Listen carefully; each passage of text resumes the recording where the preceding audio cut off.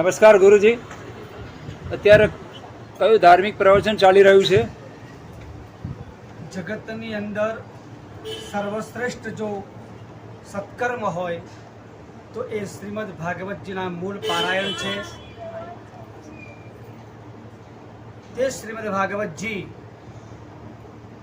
ના 18,000 શ્લોકો છે, 12 સ્કંદ છે, 335 અધ્યાય છે. શ્રીમદ ભાગવતજીની કથા કરતા પણ જો સર્વશ્રેષ્ઠ હોય તો એ મૂળ પારાયણ છે. અને આ કરવાથી આપણા દરેક પિતૃઓની મોક્ષની પ્રાપ્તિ થાય છે. કેશવાનંદ બાપુની પ્રેરણાથી અને એમના આશીર્વાદથી 7 દિવસથી આ કાર્યક્રમ યોજાયો છે. એના મુખ્ય યજમાન શ્રી મનીષભાઈ રાઠોડની પ્રેરણાથી અને અમારા ગુરુ શ્રી ભાગવત વિદ્યાપીઠ શ્રી વિશ્વવંદનીય શ્રી કૃષ્ણશંકર દાદાજી એમણે અથાગ પ્રયત્નો કરી અને જગતની અંદર શ્રીમદ ભાગવતજીના મૂળ પારાયણના શ્લોકો ઉચ્ચ સ્વરથી બોલાય તો આખા વિશ્વની અંદર ઉત્તરોત્તર જ્ઞાનની પ્રાપ્તિ થાય, વૈરાગ્યની પ્રાપ્તિ થાય અને ભક્તિની પ્રાપ્તિ થાય. ભક્તિ જ્ઞાન વિરાગાપ્તો વિવેકો વર્ધતે કથમ માયા મોહ નિરાસશ્ચ વૈષ્ણવહી ક્રિયતે કથમ. શ્રીમદ ભાગવતજીના મહાત્મ્યની અંદર સૂત નામના પુરાણીને સૌનકાદી ઋષિઓ પ્રશ્ન કરી રહ્યા હતા કે હે સૂતજી, વિશ્વની અંદર ભક્તિ કેવી રીતે વધે, જ્ઞાન કેવી રીતે વધે, વૈરાગ્ય કેવી રીતે વધે? એકલી ભક્તિ કરવાથી કંઈ થવાનું નથી, પણ ભક્તિની સાથે સાથે જ્ઞાન અને વૈરાગ્ય હોવા અત્યંત જરૂરી છે. ભક્તિ જ્ઞાન વગર, વૈરાગ્ય વગર શુષ્ક છે. ધ્રુવ પ્રહલાદે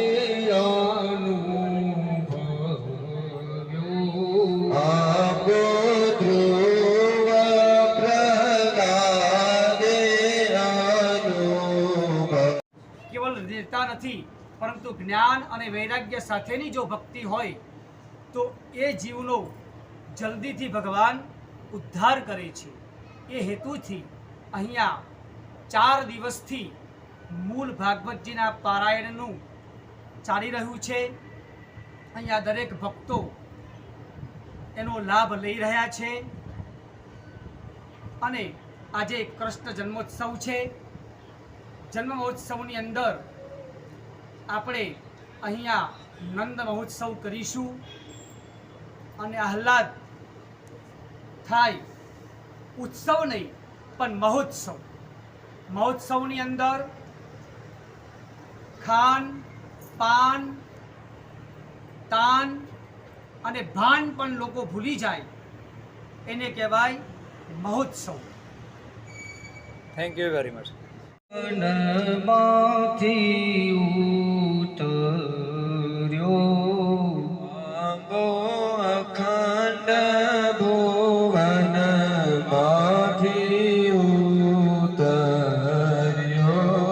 વ્રજ ભૂમિમાં બાનો વાસ સખી રે આંબો રોપી સુદેવ તે બીજ વાવિયા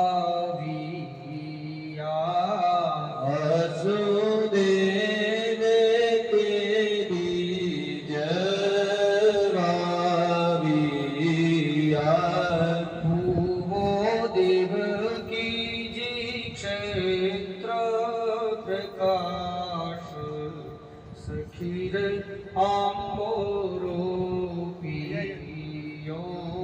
આંબો અખંડ ભુવનથી ઉતર્યો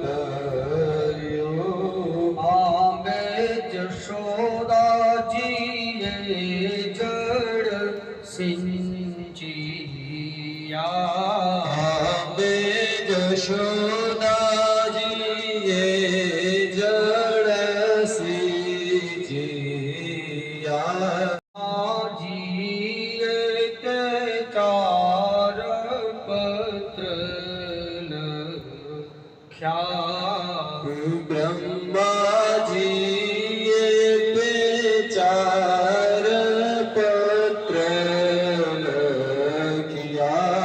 મુનિ નારદે કીધા છે જાણ, સખી રે આંબોરો પીયો. આંબો અખંડ ભુવનથી